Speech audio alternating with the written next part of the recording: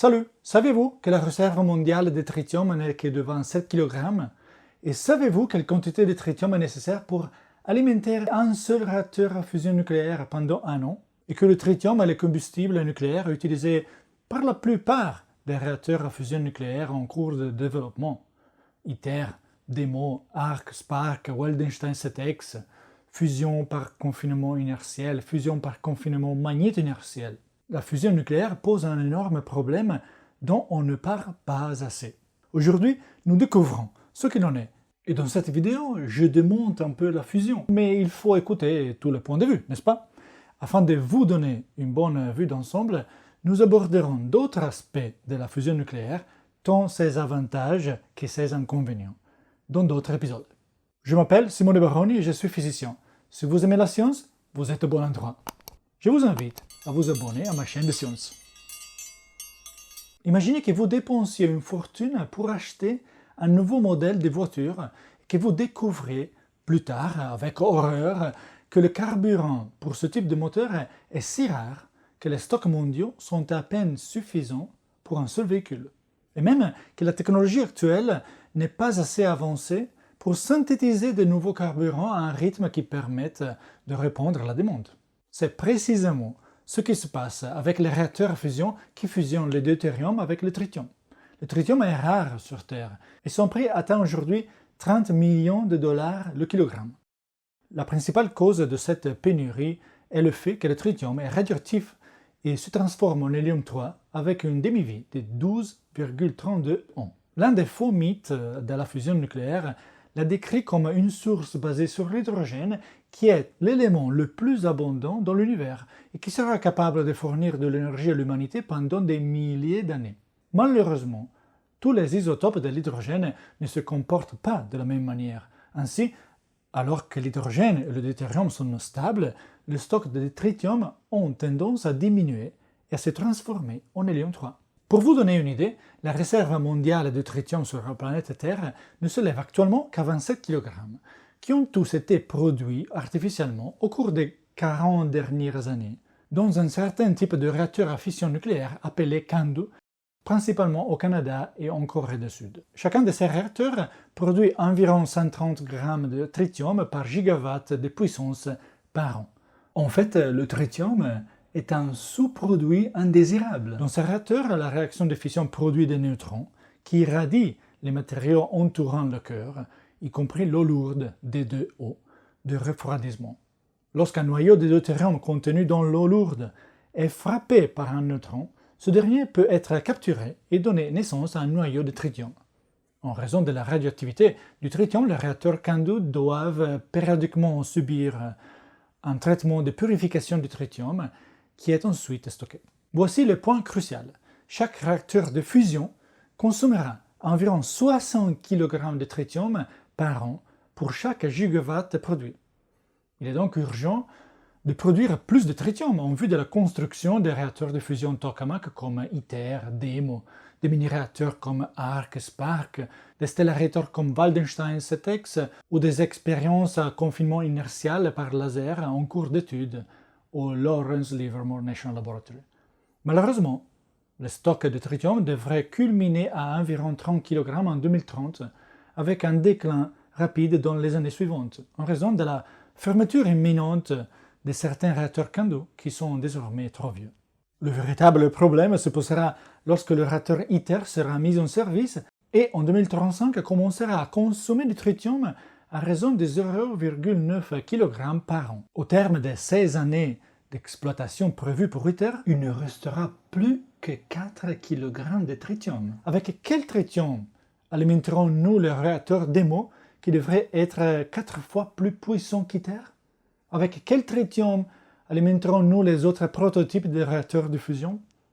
La situation est tellement critique que le tritium ne suffira que pour un seul réacteur, qui n'est d'ailleurs même pas conçu pour injecter de l'électricité dans le réseau, parce que ITER est un réacteur à fusion de test. La situation s'aggrave si l'on considère qu'un réacteur à fusion de 3 gigawatts, par exemple, devrait avoir besoin d'environ 21 kg de tritium au début de sa vie opérationnelle.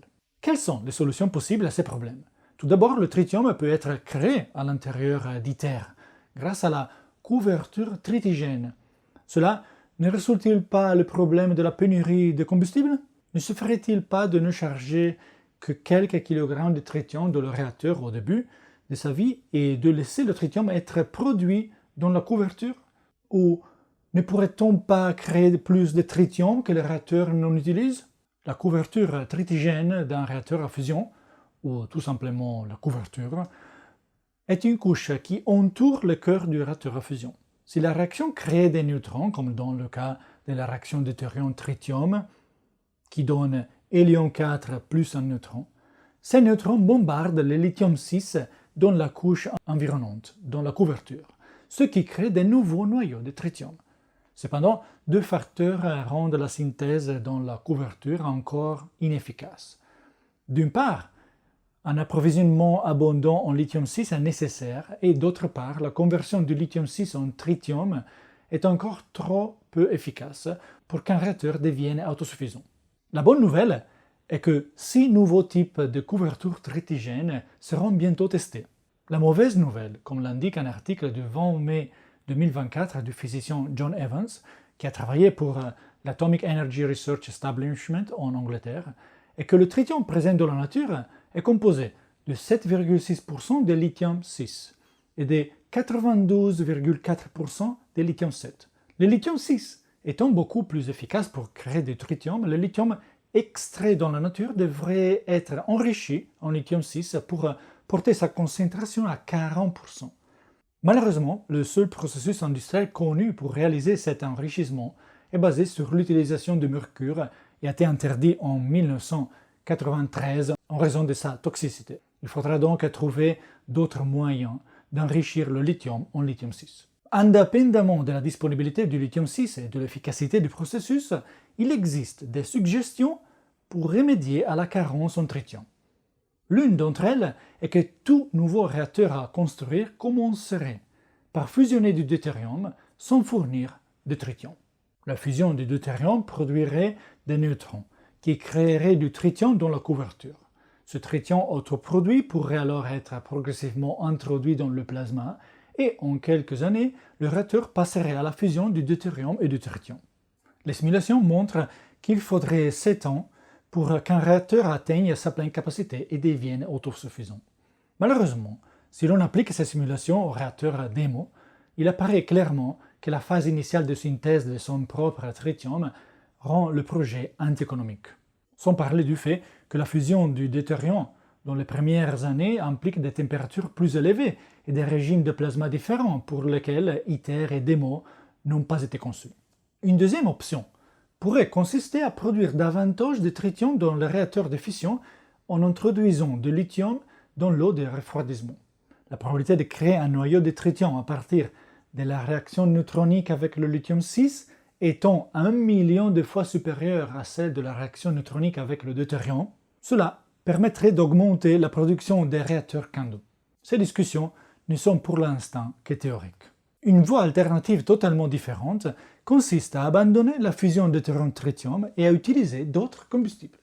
Par exemple, la réaction dans laquelle un proton fusionne avec un noyau de bord 11. Cette réaction nécessite toutefois des températures d'1 milliard de degrés qui n'ont pas encore été atteintes. Une autre réaction possible est la réaction deutérium-hélium-3.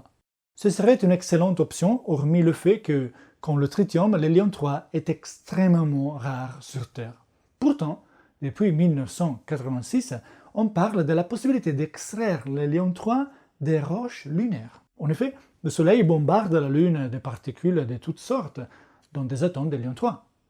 La Lune n'ayant pas d'atmosphère, l'hélium 3 se dépose sur la surface lunaire, notamment dans la régolithe, constituée de sédiments et de fragments de matériaux qui recouvrent la surface de la Lune. Par exemple, chaque fois qu'un météorite s'écrase sur la Lune, elle se brise et des fragments se déposent à la surface. La régolithe peut atteindre jusqu'à 10 mètres d'épaisseur.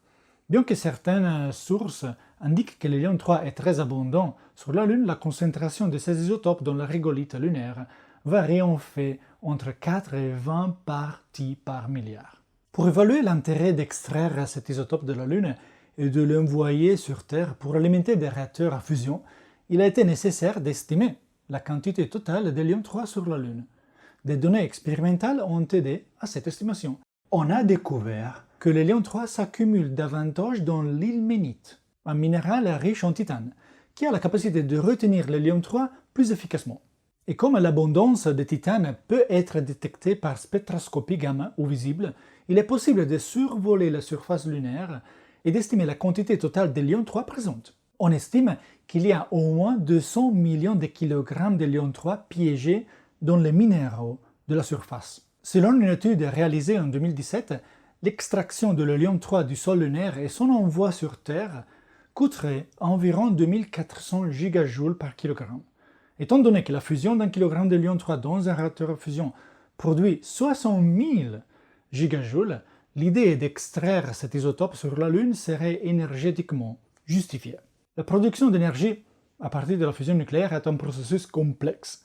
Si d'une part, elle présente de nombreux avantages par rapport à d'autres sources d'énergie, notamment l'absence d'émissions de dioxyde de carbone de l'atmosphère, d'autre part, elle doit encore surmonter plusieurs obstacles qui limitent son développement. En particulier, les réacteurs consomment encore plus d'énergie qu'ils n'en libèrent, la rareté du combustible nucléaire, tritium et hélium 3, la production de déchets radioactifs issus de la fusion de thorium-tritium et plus généralement des réactions de fusion produisant des neutrons.